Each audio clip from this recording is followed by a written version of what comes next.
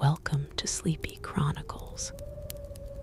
Whatever today brought you, the noise, the rush, the things that didn't go the way you wanted, you can set all of that down now. Lie back, put your headphones in, let your shoulders drop and your jaw unclench. This is your time, and there is nowhere else you need to be. If you enjoy what we do here, quiet voices, slow history, and the kind of stories that make your eyelids feel heavier with each sentence, please take a moment to like this video and subscribe. It costs nothing and means quite a lot. And let us know in the comments where in the world you're listening from. We read every single one. Tonight, we're going to medieval Europe, somewhere between the 13th and 15th centuries, to follow the quiet machinery that turned hunger into crime. This was not a world of clever rogues and daring escapes. It was a world where the line between a citizen and a thief could be crossed by accident in under a minute and never uncrossed again. So get comfortable. We'll take it from here. Most people assume medieval thieves chose the life. They didn't. A bad harvest could do it in a single season.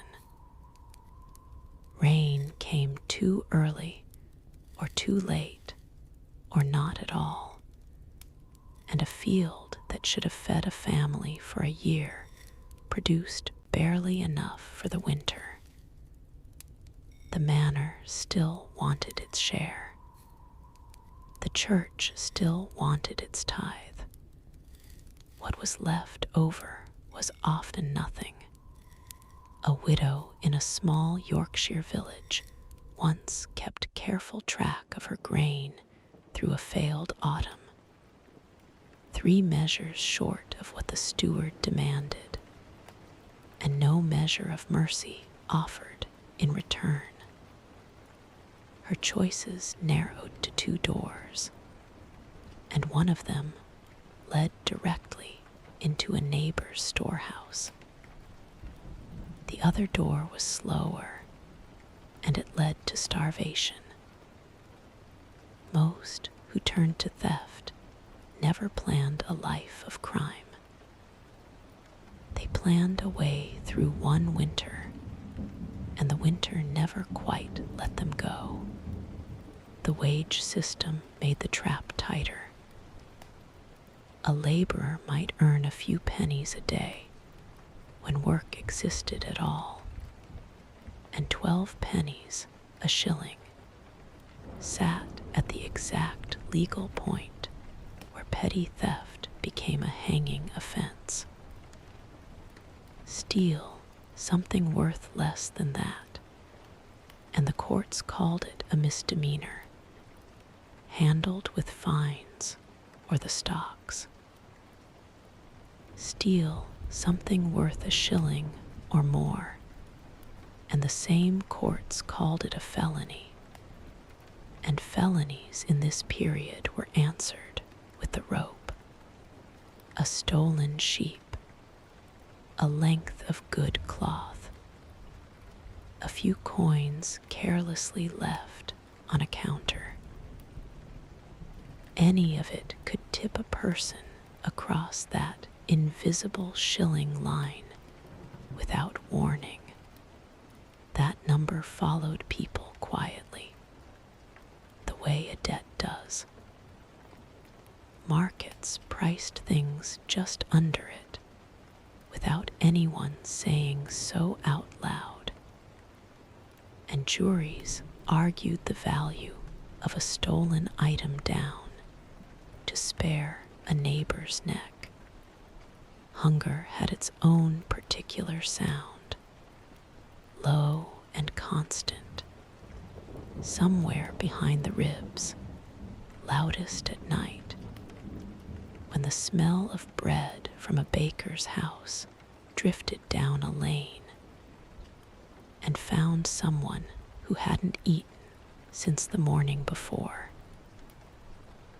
Theft, in these conditions, was rarely the work of a hardened criminal mind.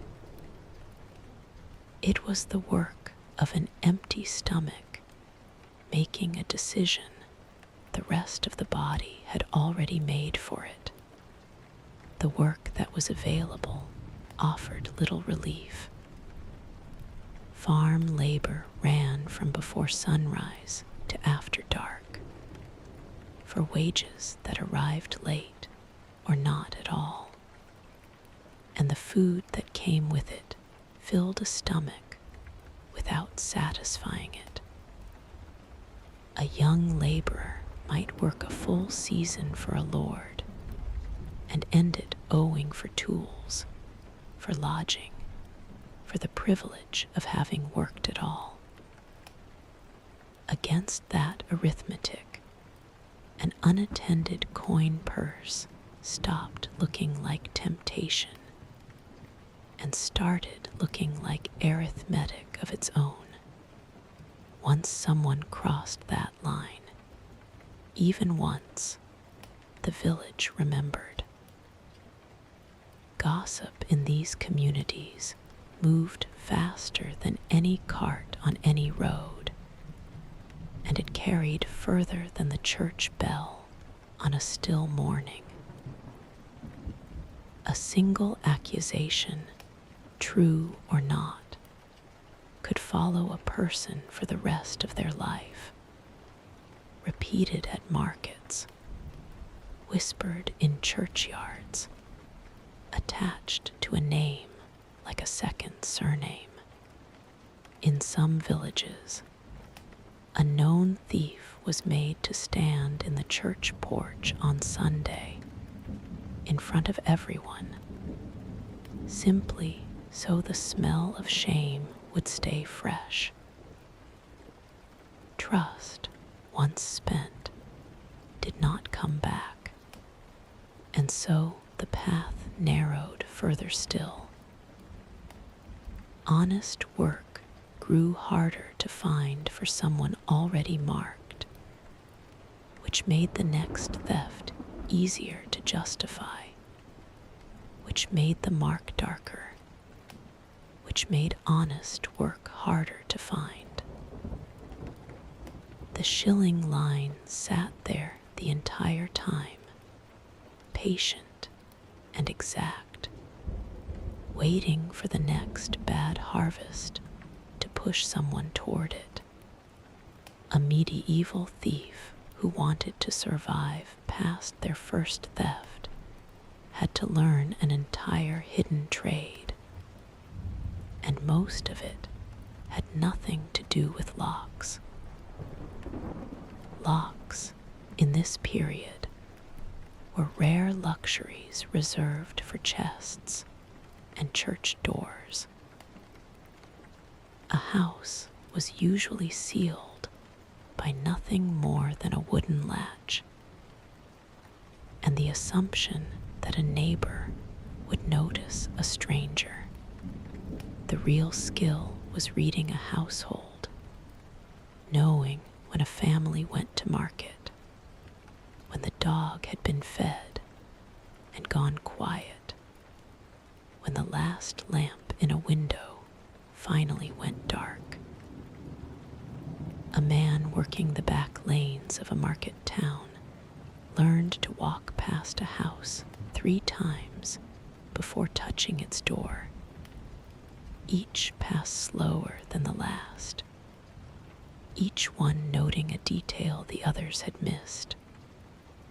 A loose shutter, a drying line left out overnight, a small carelessness that meant attention was already somewhere else.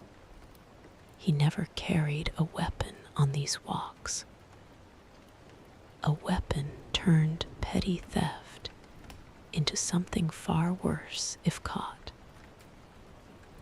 And a man found with a knife near a stranger's window had already lost the argument before anyone said a word. Stealing the wrong thing could be more dangerous than stealing nothing at all. Coin was rare and closely watched, so most theft targeted things that could vanish into ordinary use. A hen, a length of wool, a loaf still warm from someone else's oven.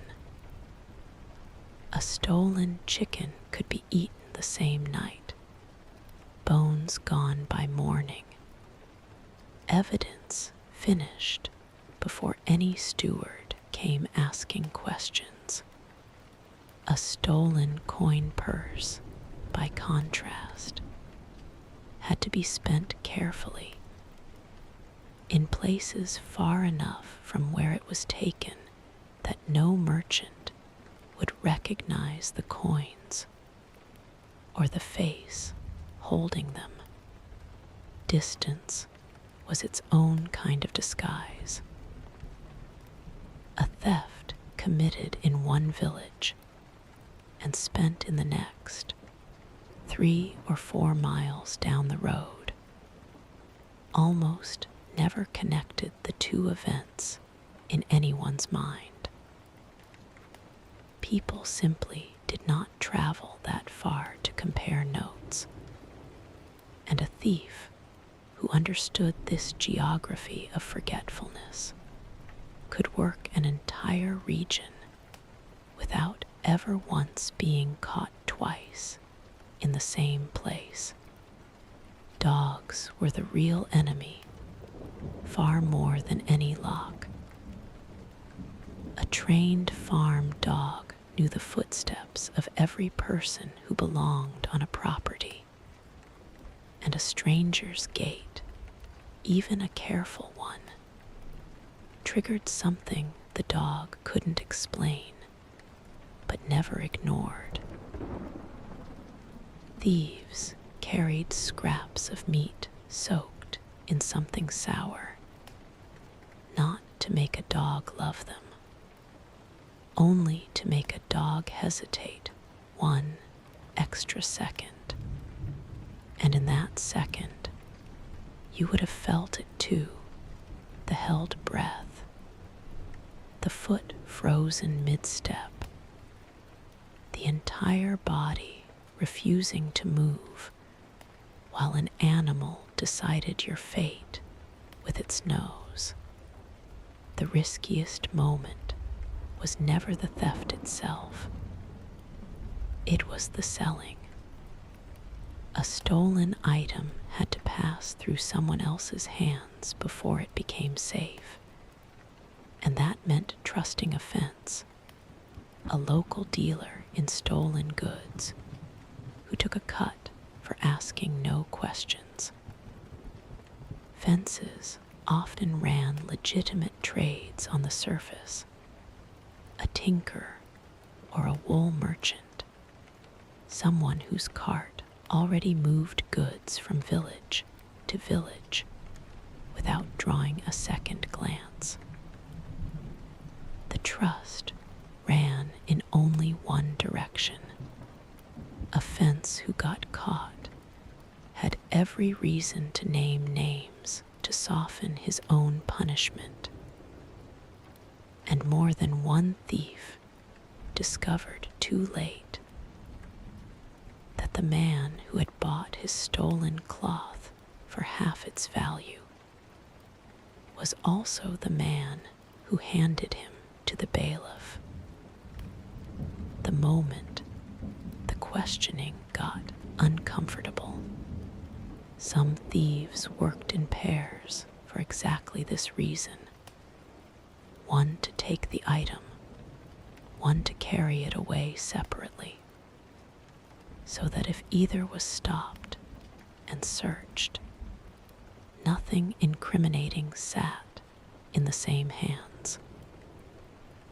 A young woman in one Midlands account spent years walking 2 steps behind her partner on market days, her apron deep enough to hide whatever passed into it, her face arranged into the particular blankness of someone who had practiced looking like she belonged exactly where she was standing.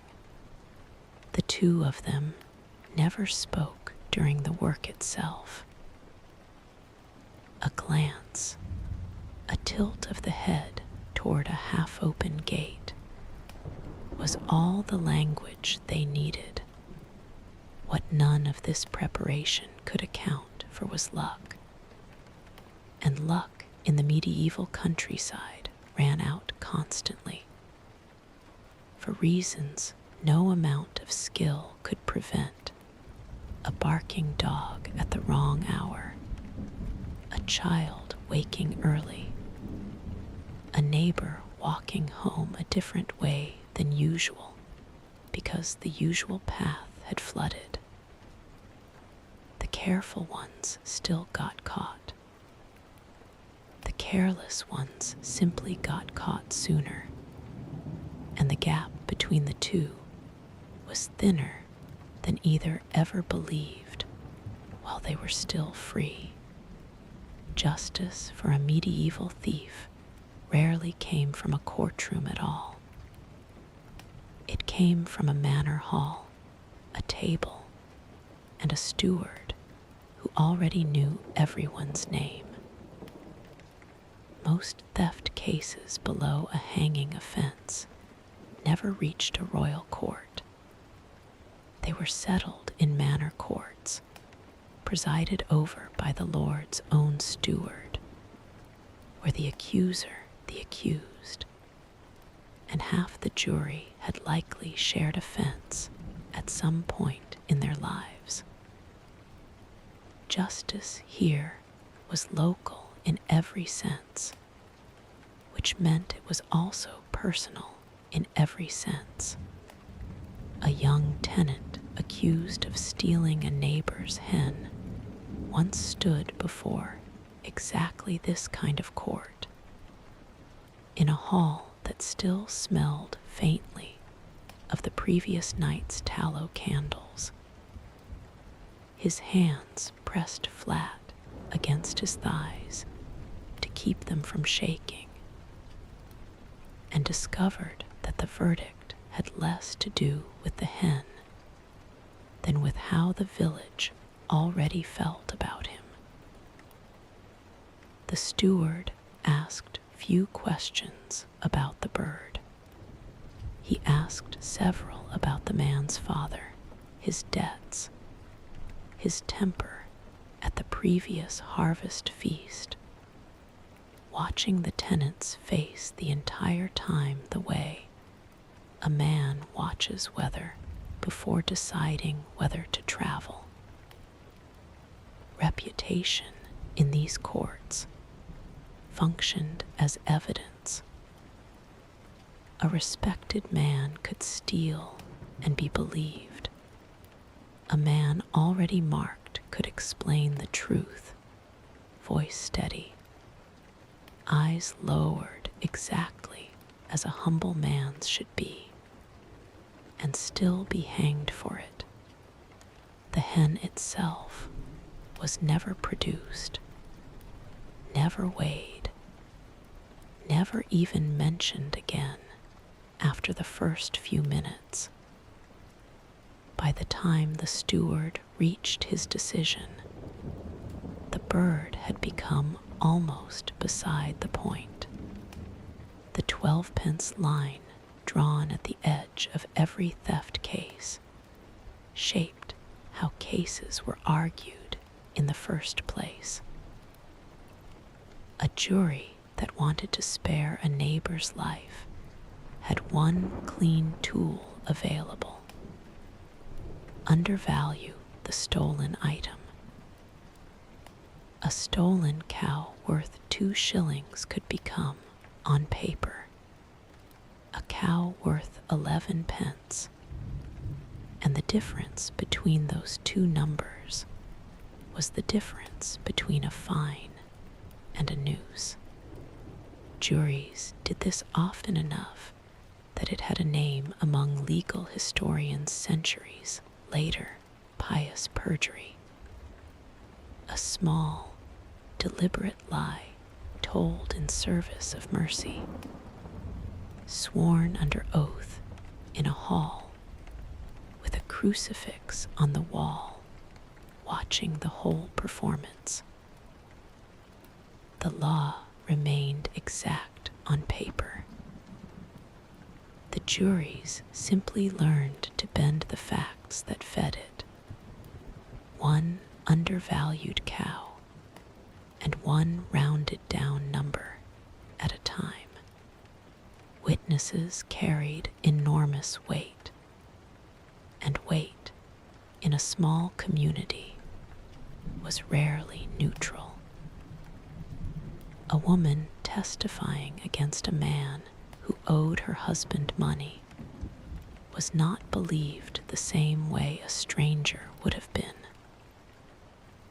Oath helpers, neighbors who swore to a person's general honesty rather than to the facts of the case itself, could tip a verdict without ever describing what actually happened on the night in question.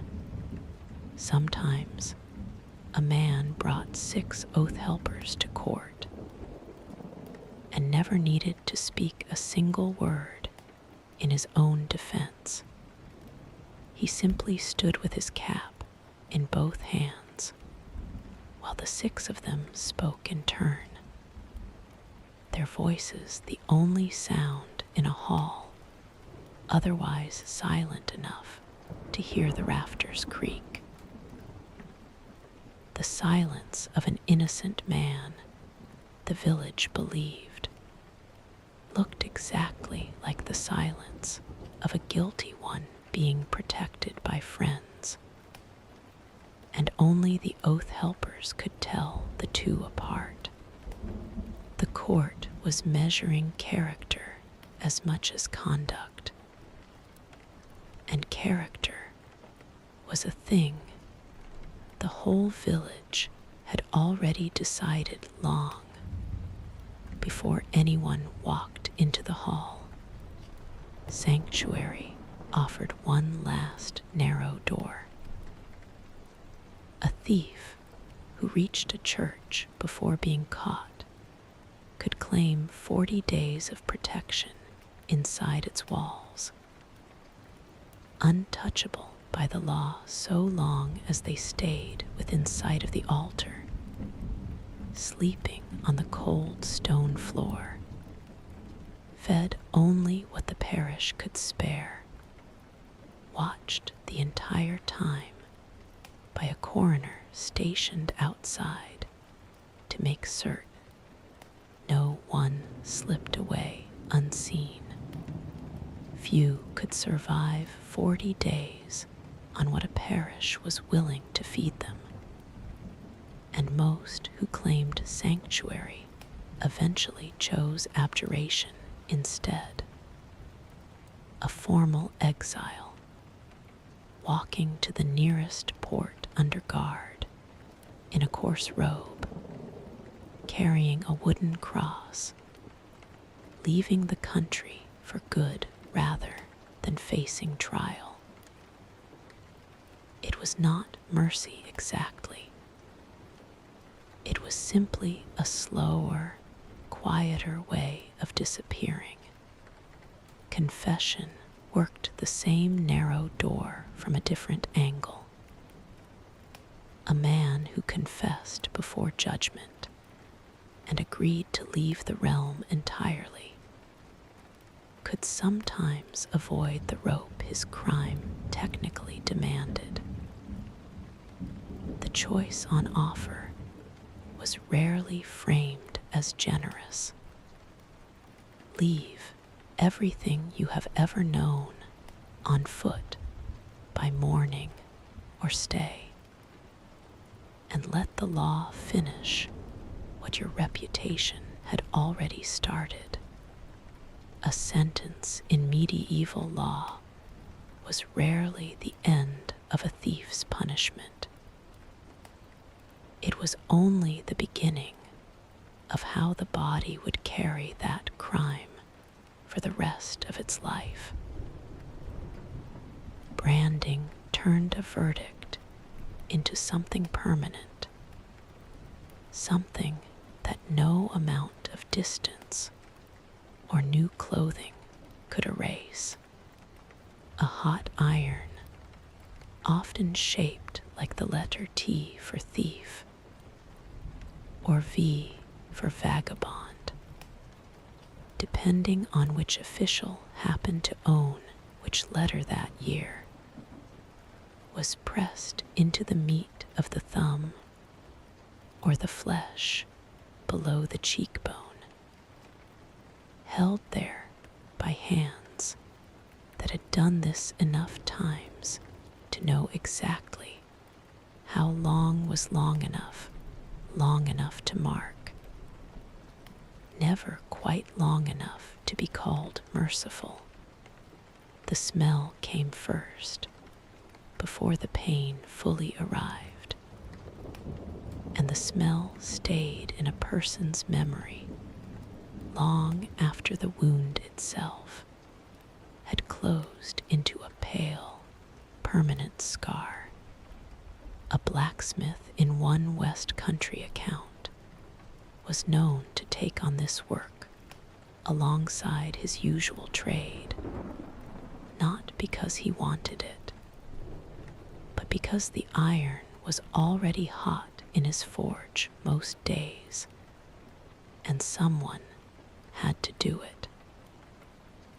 He kept the branding iron in a separate corner, away from the tools he used for honest work, and never spoke about it at the tavern, though everyone in the village knew precisely which iron it was and what it had touched.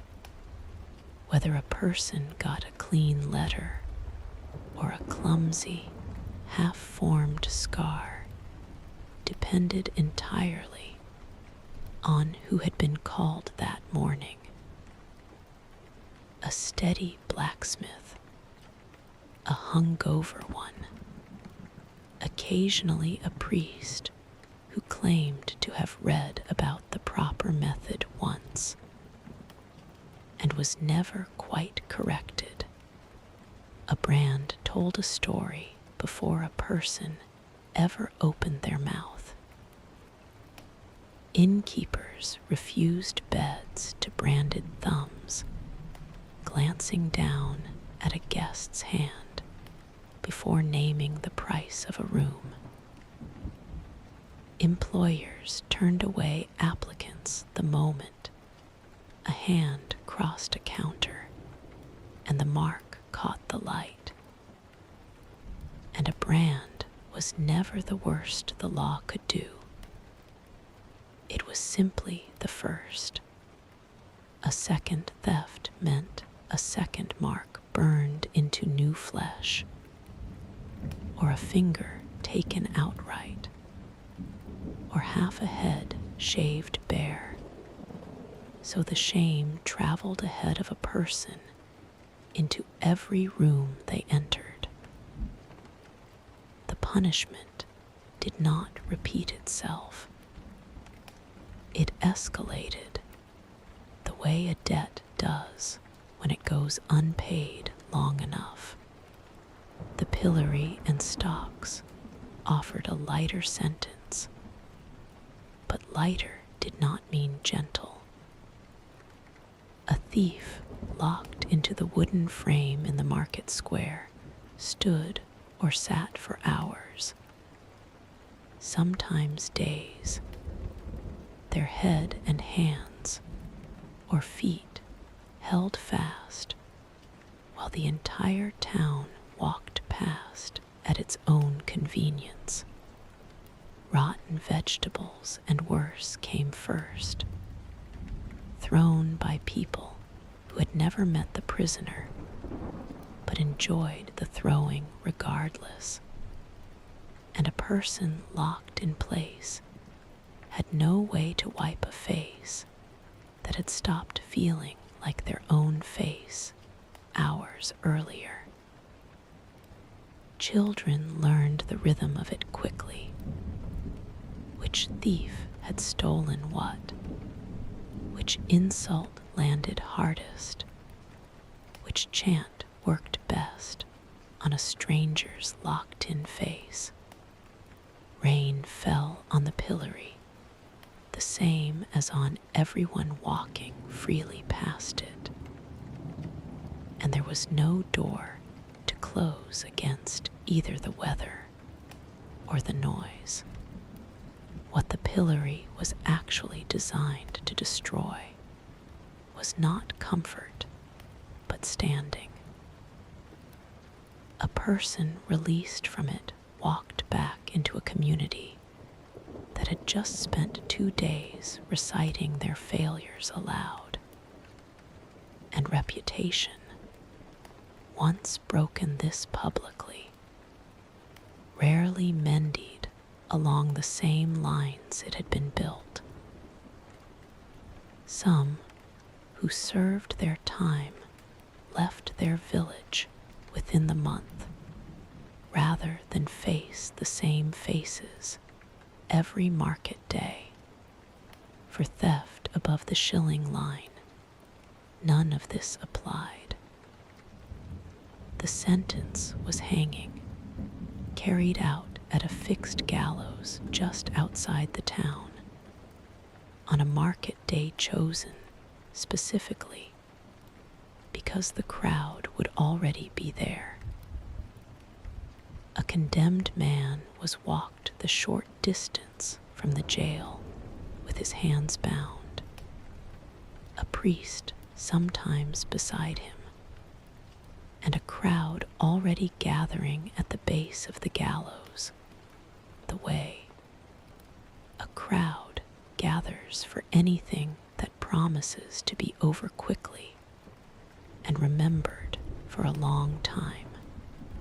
Some sellers worked the gallows the same as any market day, hawking bread and ale to people who had come early to secure a clear view. The drop in this period was rarely clean. Death by hanging in medieval England usually came slowly, by strangulation rather than a broken neck, and the watching crowd understood this with a clarity that modern audiences, mercifully, do not share. And if you had stood in that crowd yourself, you would have understood why so many turned to theft only after every other door had already closed. Because the gallows were not built as a warning against greed. They were built as a warning against ever again being hungry enough to reach for someone else's bread. A single number, repeated enough times across 4 nights now, deserves one final, honest reckoning. 12 pence was never just a legal figure. It was the precise price medieval law placed on a human life, and almost no one who crossed it ever knew the number existed, until the moment it was already too late to matter, until they were already standing in a hall or a market square or at the base of a gallows, watching that number decide everything about what happened next. Most never thought of themselves as criminals at all, right up until the instant the number was read aloud, and the word was applied to them for for the first time, permanently, in front of people who had known them their whole lives. An old court clerk in one surviving account spent decades recording these cases by hand, dipping his quill the same way every morning, his fingers permanently stained with ink the color of dried blood, and noticed something he never wrote down in the official record: how often the number on the page sat just barely on one side of 12 pence or the other.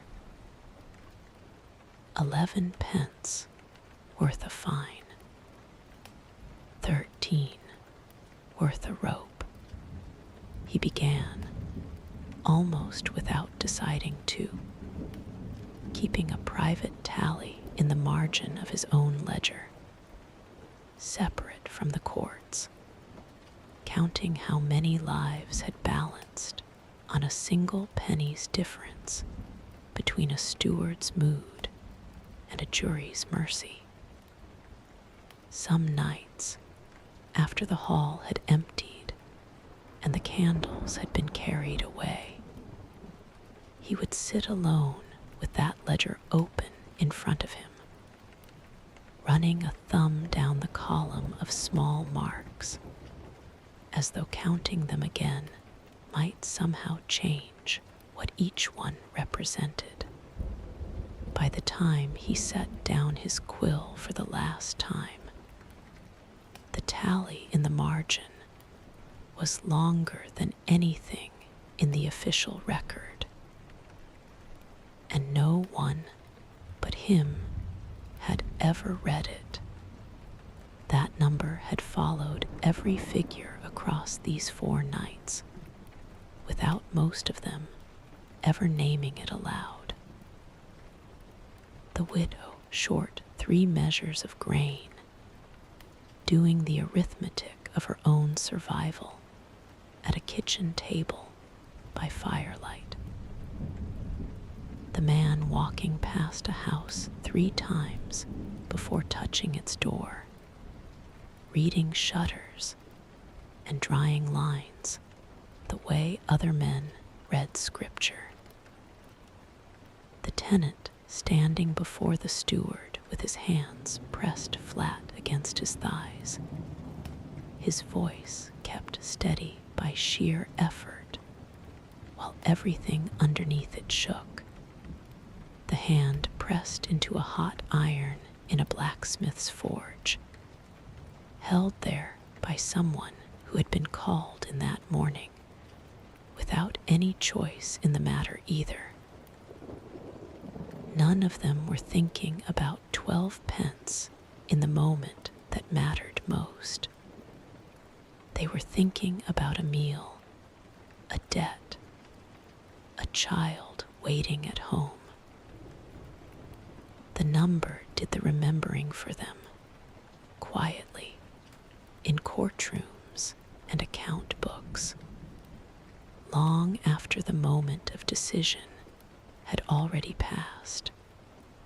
And if you had been the one standing in front of that steward, the number would not have felt like 12 pence at all.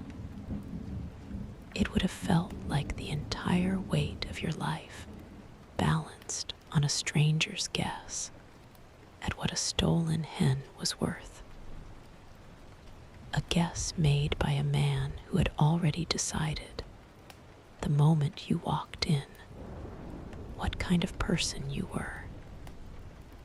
That was where the number's true cruelty lived, not in its size, but in how completely it pretended to be fair, while never once being asked to prove it.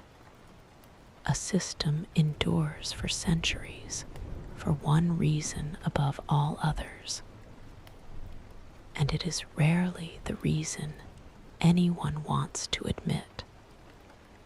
Not cruelty, but efficiency.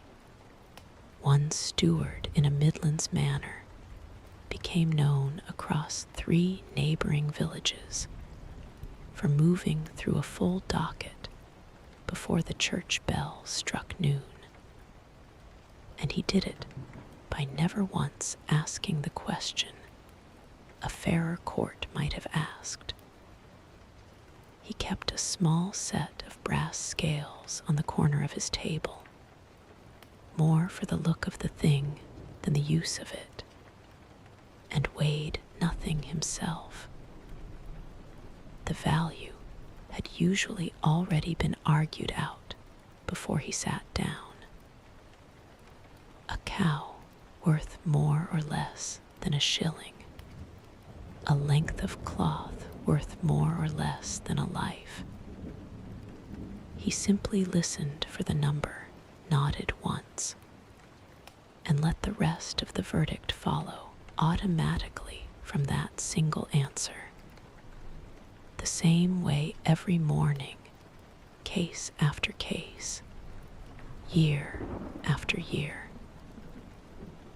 This was, in its own grim way, the genius and the horror of the whole system, built to be simple enough that no judgment and no judge was ever truly required. The threshold a person crossed when they reached for someone else's bread was never really about bread at all. It was about a number that had been fixed long before they were born, set by men in a distant century who never imagined the widow, the laborer, the tenant with shaking hands, only a column of figures that needed a line drawn somewhere.